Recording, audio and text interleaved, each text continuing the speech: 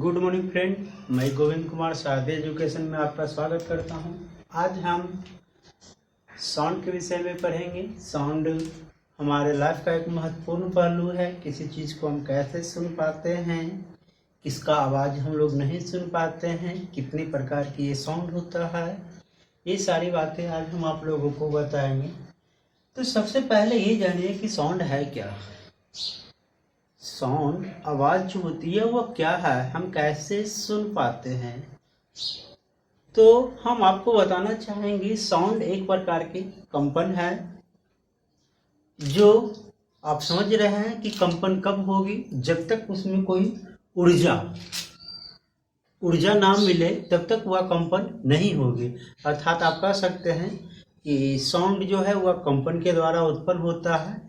इसलिए आप कह सकते हैं कि साउंड एक प्रकार की ऊर्जा है, क्योंकि तेज साउंड किसी वस्तु में कंपन पैदा कर सकता है। तो इसलिए हम कह सकते हैं कि वह एक प्रकार का ऊर्जा है।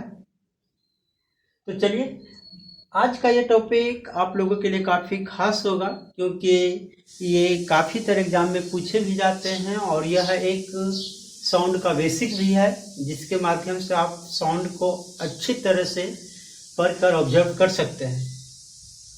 तो आप हमारे साथ बने रहें, हम आपको आज तमाम सारी बातें साउंड के विषय में बताएंगे कि साउंड क्या होता है। तो सबसे पहले ये जाने, आपको बता ही दिया गया कि साउंड एक प्रकार का कंपन है। कंपन के कारण ही साउंड उत्पन्न होता है। तो यहाँ तक के कि हम लोग जो बोल भी पाते हैं तो वह अंदर से कंपन ही होता है, और वही कंपन आवाज बनकर बाहर निकलती है। या जब हम किसी चीज को सुनते हैं तो उसका आवाज हमारे कान में जाकर वह कंपन में बदलता है, और हमारी दिमाग की जो संवेदना शक्ति होती है उसको ऑब्जर्व करके एक्टिविटी करता है। तो चलिए, सबसे पहले ये जाने कि ये ध्वनि जो होती है उसके तरंग के विषय में। तो कहा गया है कि ये कंपन जो होता है, अर्थात कह सकते हैं फ्रीक्वेंसी, ये कितना कंपन होता है उसको क्या चीज से आप माप सकते हैं, तो फ्रीक्वेंसी से। कोई भी साउंड में जो कंपन उत्पन्न हो रहा है, ये कितना उत्पन्न हो रहा है उसको हम फ्रीक्वेंसी से मापेंगे। तो कहा फ्रीक्वेंसी तो आप लोगों को समझ ही गए होंगे, आवृत्ति किसको कहा गया। अर्थात कह सकते हैं कि एक सेकेंड में जितनी बार कंपन करती है उसको हम फ्रीक्वेंसी कहते हैं, मतलब आवृत्ति कहते हैं। जिस प्रकार एक सेकेंड में कितना दोलन करता है, उसी प्रकार यही कहा गया कि एक सेकेंड में वह कितना कंपन करता है उसे फ्रीक्वेंसी कहते हैं, जिसको एन के द्वारा या म्यू के द्वारा संकेत किया जाता है। इसको आप समझ पा रहे होंगे, इसको म्यू कहते हैं। अर्थात आप कह सकते हैं कि फ्रीक्वेंसी को एन या म्यू के द्वारा आप इंडिकेट कर सकते हैं। तो चलिए, सबसे पहले हम ये बताएं फ्रीक्वेंसी क्या। तो कहा गया है कि ये आप देख पा रहे होंगे 20 हर्ट्ज से लेकर 20,000 हर्ट्ज या 20 किलो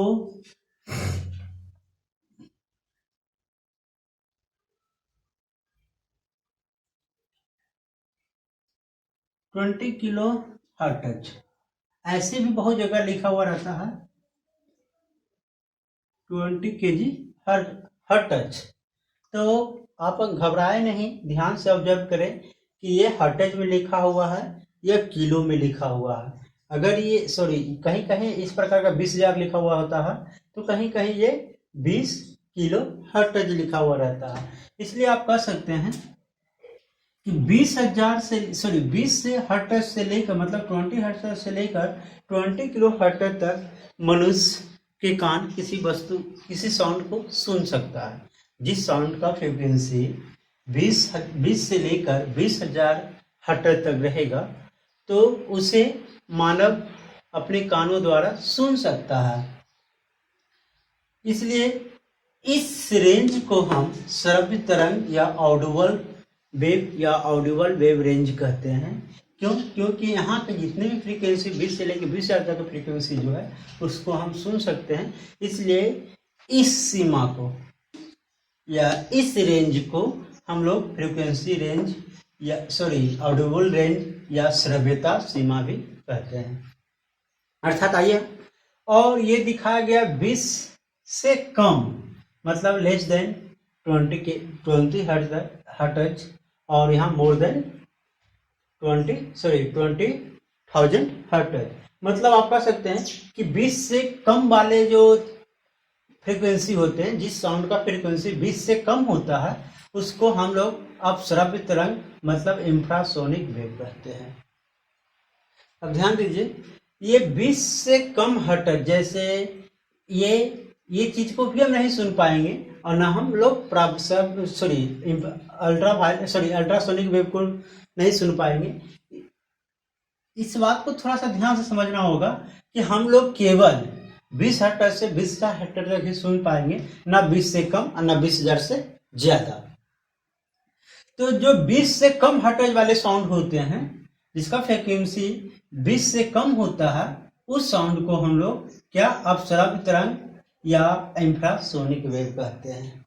ये जो साउंड निकालने वाले, मतलब इतना कम फ्रीक्वेंसी वाले जो साउंड होते हैं, वह ज्यादातर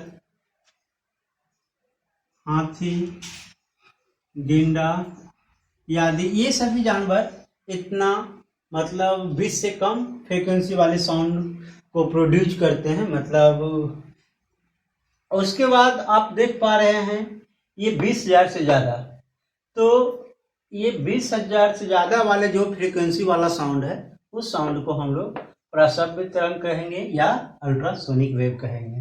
अब आइए एक सिंपल सी लॉजिक से हम आपको बता देते हैं। आप लोग के घर में स्टेबलाइजर होता होगा, उस प्रकार के मानव का कान है। जिस प्रकार आपके घर में स्टेबलाइजर होता है कि 20 से कम होने पर वह नहीं उठाता है, और 240 होने से 240 या 240 से अधिक होने पर वह ऑटो कट हो जाता है, और उसके बीच वाले रेंज का जितने भी वोल्टेज है उसको वह ऑब्जर्व कर लेता है। उसी प्रकार ये आपका है कि 20 से कम हर्ट्ज वाले नहीं सुनते हैं। मतलब आप कह सकते हैं कि भगवान हमारे अंदर एक इस प्रकार के मशीन दिया है जो ऑटोमेटिक ऑटो कट हो जाता है, मतलब 20,000 से अधिक होने पर हम लोग नहीं सुन पाते हैं। तो अब आप लोग समझ गए होंगे ये इंफ्रासोनिक या अल्ट्रासोनिक और ऑडिबल रेंज क्या है। तो इस प्रकार आप इसको सही तरीके से ऑब्जर्व करें। अब आइए हम इसका एक इम्पोर्टेंट बात बताते हैं। ये प्रश्रव्य तरंग मतलब अल्ट्रासोनिक वेव जो होता है, ये काफी महत्वपूर्ण होता है। इसलिए हम सबसे पहले इसको जाने कि ये जो उत्पन्न करने वाले कौन कौन से होते हैं, ये उत्पन्न कौन कौन से जीव करते हैं। तो आइए हम कुछ जीव का नाम बताएं। सबसे पहले ये चमगादड़ आप देखे होंगे। ये चमगादड़ को आप देखे होंगे कि इसका जो पंख होता है, ठीक उसके बगल में एक छोटे से कान होते हैं। ठीक पंख के बगल में ही कान होता है। ये क्या काम आता है अभी हम आपको बताएंगे। तो ये करता क्या है कि इसका नेत्र जो होता है वह कमजोर होता है। जैसे आप लोग भी सुने होंगे कि ये दिन में नहीं देख पाता है। होता क्या है, एक्चुअली में इसका नेत्र काफी कमजोर होता है, जो लंबी दूरी को वह नहीं देख पाता है। इसलिए ये जंतु क्या करता है कि अल्ट्रावायलेट वेव प्रोड्यूस करता है, उत्पन्न करता है। अब ये जैसे हम आपको दिखा दें कि ये मान ले जाए यहाँ पर दीवार है, और यहाँ पर ये चमगादड़ अल्ट्रासोनिक वेव उत्पन्न किया। अब ये क्या करता है कि अल्ट्रासोनिक वेव को पहले रिलीज करता है। आप देखे होंगे ये अपने मुंह से ही अल्ट्रासोनिक वेव को रिलीज करता है। ये रिलीज करता है, और रिलीज करने के बाद फिर उसको पुनः रिसीव करता है। इस आधार पर ही ये पता लगा पाता है कि आगे का रास्ता बंद है या खुला है, या आगे जाने की रास्ता है या नहीं जाने की रास्ता है। इसी माध्यम से ये पहले अल्ट्रासोनिक वेव को रिलीज करता है। रिलीज करने के बाद ये फिर उसको रिसीव करता है, और रिसीव करके ही जैसे बताया गया कि इसके पंखों के बगल में कान होता है। ये ऐसे मुंह से उत्पन्न करके छोड़ा और इसको रिसीव करके अपने कानों तक लाता है, और उससे ही वह पता लगा पाता है कि आगे का रास्ता क्लियर है या नहीं है। तो इस प्रकार चमगादड़ रिलीज करता है, रिसीव करता है, और लंबी लंबी दूरी भी उड़ान भर लेता है। मानव नेत्र उसका नेत्र कमजोर होते हुए भी। तो आप तो ऑलरेडी समझ गए कि ये चमगादड़ कैसे इसको करता है। दूसरा आपका देखे होंगे डॉल्फिन। डॉल्फिन का नाम सुने होंगे। डॉल्फिन एक प्रकार की मछली की प्रजाति है।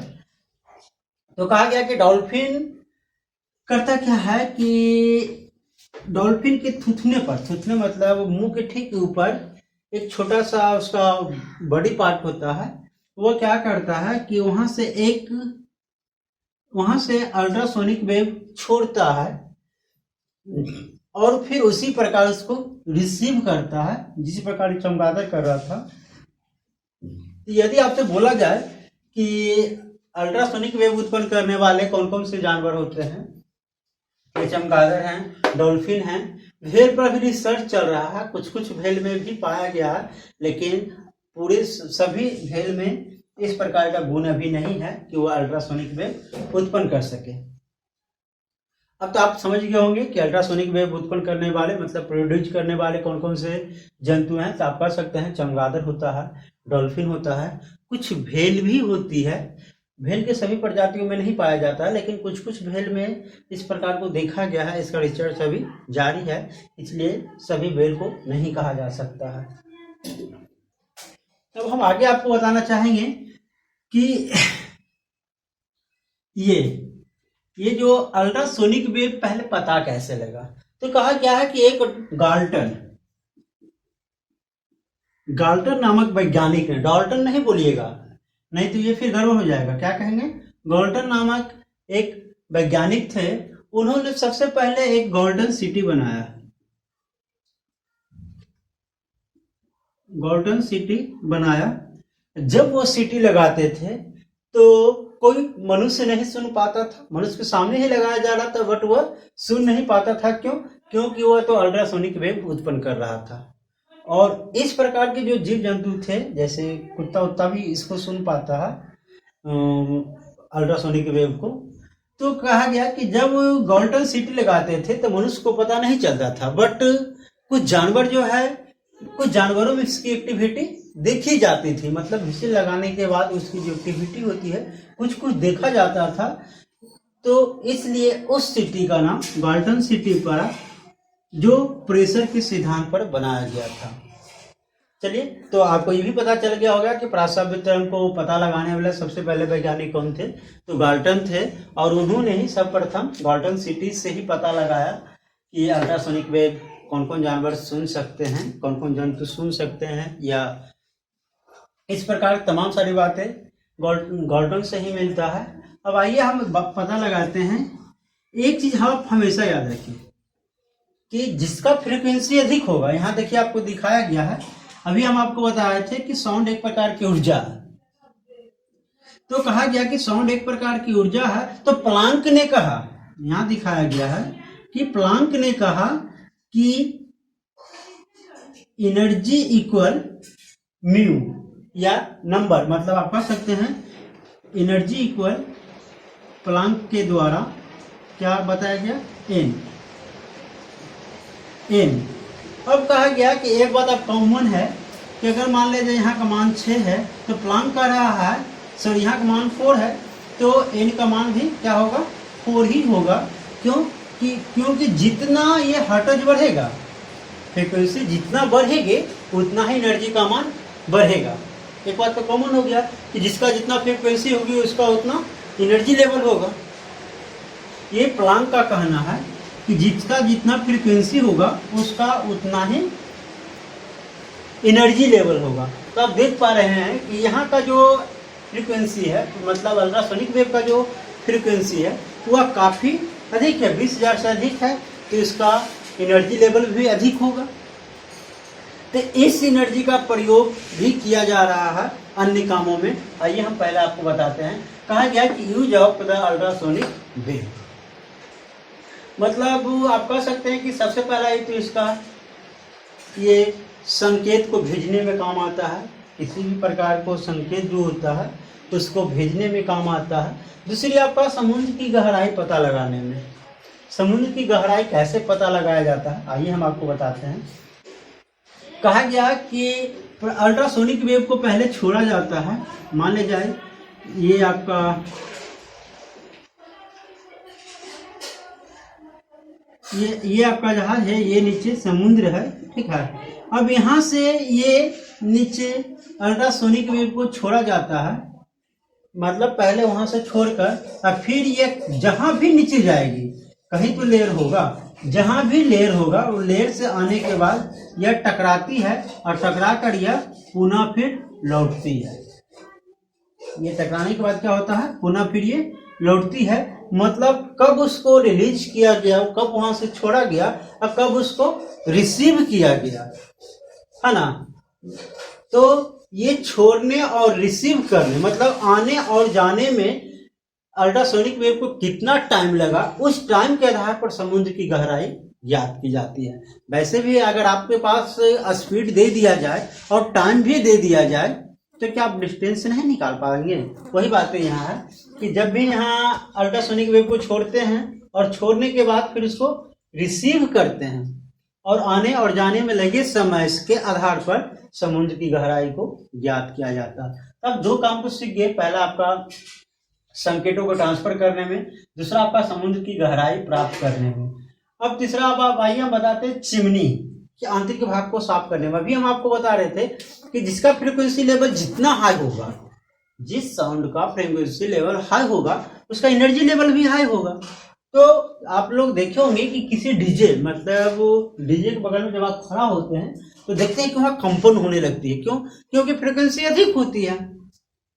तो वही बातें यहाँ बताया गया कि जब फ्रीक्वेंसी अधिक होगा तो उसमें कंपन होगा। तो वही कंपन का प्रयोग करके यहाँ चिमनी के आंतरिक भाग की सफाई की जाती है। बहुत सा कल कारखाने में आप देखे होंगे कि चिमनी काफी ऊंची होती है, उसे साफ करना, उसके अंदर कालिख जम जाता है, इसके अंदर कालिख जम जाता है। यही कालिख को साफ करने के लिए ये आपका अल्ट्रासोनिक वेव का प्रयोग किया जाता है। अगला आप कह सकते हैं वायुयान की खिड़की साफ करने में, या बहुत सा सूक्ष्म पार्ट, जैसे आप देखे होंगे कि छोटे छोटे पार्ट पुर्जे, जैसे कंप्यूटर के छोटे छोटे पार्ट पुर्जे, घड़ी के छोटे छोटे पार्ट पुर्जे को सफाई करने के लिए इसी प्रकार का तरंग का प्रयोग किया जा रहा है। मतलब आप कह सकते हैं अल्ट्रासोनिक वेव का प्रयोग किया जाता है। इस प्रकार दोस्तों आप देख पाए कि प्रासंगिक तरंग कौन कौन जीव उत्पन्न कर सकता है, कौन कौन इसको सुन सकता है, उसका फ्रीक्वेंसी क्या होती है। तो ये फ्रीक्वेंसी तो आप लोग कभी नहीं भूल पाएंगे मेरे ख्याल से, क्योंकि अपने आप को बना लीजिए इन्वर्टर, और इन्वर्टर देख लीजिए कि लो लेवल से उठाता है और हाई लेवल तक एक सीमित सीमा तक ही उठाता है, मतलब उसमें फिक्स होता है। उसी प्रकार इसमें भी आपके कान में भी भगवान ने फिट कर दिया है कि आप इतना से उठाएंगे और इतना तक ही सुन पाएंगे। इस प्रकार आज हम साउंड के विषय में कुछ कुछ जान पाए। अब आइए हम कुछ कुछ आपको बता देना चाहते हैं कि आपके लिए सर्वोत्तम सा साउंड कौन सा होगा, कितना फ्रीक्वेंसी की साउंड आपको सुनने की अनुमति दी जाती है। तो कहा गया है कि WHO का नाम सुने होंगे। इसको कहा जाता है वर्ल्ड हेल्थ ऑर्गेनाइजेशन, मतलब विश्व स्वास्थ्य संगठन, जिसके माध्यम से आज देख पा रहे हैं इसी की गलतफहमी के कारण कोरोना इंडिया में फैला है। नहीं तो उत्पन्न होने के पहले, जिस समय उत्पन्न हुआ था उसी समय वहीं वह चाइना में ही खत्म हो जाता, लेकिन WHO की गलती के कारण ही इंडिया में ये काफी और विश्व में भी फैला। खैर हम अभी पहले यहाँ बात करते हैं WHO के दिशा निर्देशानुसार आपको बताना चाहेंगे कि इन्होंने ही फिक्स किया है कि दिन में आप 45 dB, दिन में आप 45 हर्ट्ज, दिन में आप 45 हर्ट्ज का साउंड लेस सुन सकते हैं और रात में 35 हर्ट्ज। अब आज इस प्रकार देख पा रहे हैं ये स्वास्थ्य के लिए उत्तम है। इससे अधिक सुनने पर, इससे अधिक हर्ट्ज का साउंड सुनने पर आपको नुकसान भी हो सकता है, मतलब वो आपके हेल्थ के लिए हार्मफुल साबित होगा। इसलिए आप लोग भी प्रयास करें कि ज़्यादा शोरगुल वाला आवाज़, मतलब जहाँ ज़्यादा आवाज़ होता है उसमें भाग न लें। वैसे समारोह जो आपके हेल्थ को काफ़ी नुकसान पहुंचाता है। तो आप ये चीज़ें सीखिए कि WHO के दिशा निर्देशानुसार बताया गया है कि दिन में मनुष्य 45 हर्ट्ज तक की आवाज़ सुनेगा तो स्वास्थ्य के लिए ठीक रहेगा, और रात में 35 हर्ट्ज का आवाज़ तक अगर सुनता है तो उसका स्वास्थ्य पर कोई भी बुरा असर नहीं पड़ेगा। इससे अधिक हर्ट्ज वाले, मतलब इससे अधिक फ्रीक्वेंसी वाले साउंड आपके लिए हानिकारक हो सकते हैं।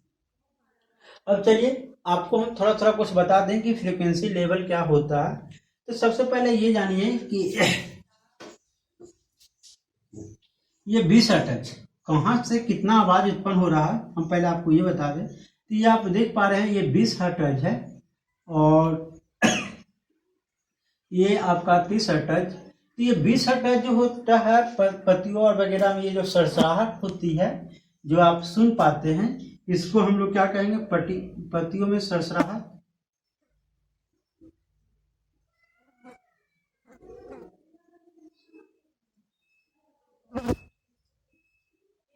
दूसरा आप देख पा रहे हैं 30 हर्ट्ज।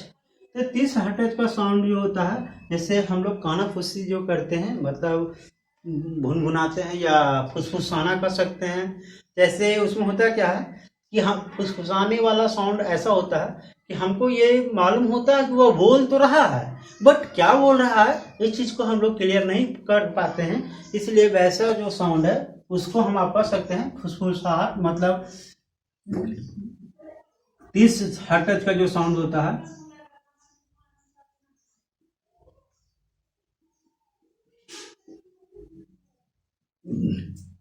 अगला आपका है 60 हर्ट्ज। 60 हर्ट्ज वाला जो साउंड होता है वह सामान्य बातचीत तक आप पर ठीक ठाक है।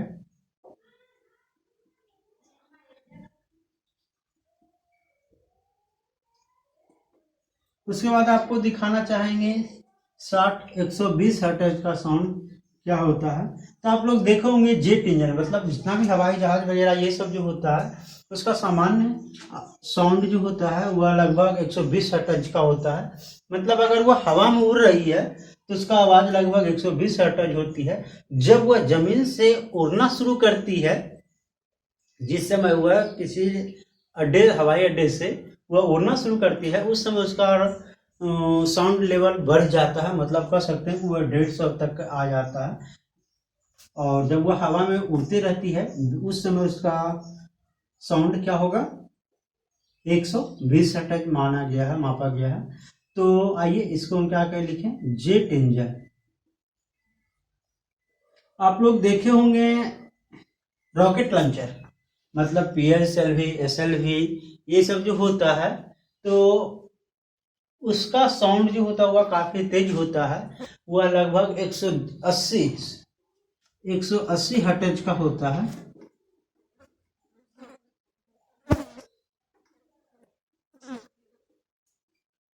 Rocket launcher. उसके बाद आप देख पा रहे होंगे कहीं कहीं ज्वालामुखी का नाम आप सुनेंगे, कहीं कहीं ये जो सक्रिय ज्वालामुखी जो विस्फोट करती है वह लगभग 190 हर्ट्ज का साउंड उत्पन्न करता है। तो दोस्तों इस प्रकार आप हमारे साथ बने रहें। अब हम नेक्स्ट वीडियो में आपको बताएंगे कि किसी व्यक्ति का साउंड मोटा होता है, पतला होता है, या लड़के का साउंड मोटा क्यों होता है, लड़कियों की साउंड पतली क्यों होती है, किसका आवाज साफ निकलता है। ये तमाम सारी बातें हम आप लोगों को बताएंगे अगले वीडियो में कि ये किस कारण से होता है। दूसरे हम आप लोगों के बीच ध्वनि का परिवर्तन, ध्वनि का परावर्तन के नियमों हम आप लोगों को सिखाएंगे। जिस प्रकार आप लोग लाइट पढ़े होंगे, लाइट में जैसे लाइट ऑफ रिफ्लेक्शन, उसी प्रकार आज हम आप लोगों को अगले वीडियो में हम आप लोगों को साउंड ऑफ रिफ्लेक्शन बताएंगे। और ये साउंड रिफ्लेक्शन जो होता है उसका प्रॉपर्टी, मतलब साउंड का प्रॉपर्टी क्या होता है, उसके बेसिक गुणों के विषय में हम आप लोगों के विषय में आप लोगों के बीच में शेयर करेंगे। एक इम्पॉर्टेंट बात आज उसमें शेयर करना है कि किसी भी साउंड जो होती है वह रिटर्न कैसे होता है। जैसे आप लोग सुनेंगे कि कहीं कहीं मेरा साउंड रिटर्न आ जा रहा है, तो कितने डिस्टेंस पर आप रहेंगे तो आपका साउंड रिटर्न आ सकता है, रिटर्न आने के लिए कम से कम कितना समय चाहिए, ये तमाम सारी बातें हम आप लोगों के बीच अगले वीडियो में शेयर करेंगे दोस्तों। इसलिए मेरे साथ आप बने रहें, हम आपके तमाम सारे एग्जाम के लिए उपयोगी वीडियो वारी वारी से देते रहेंगे। धन्यवाद।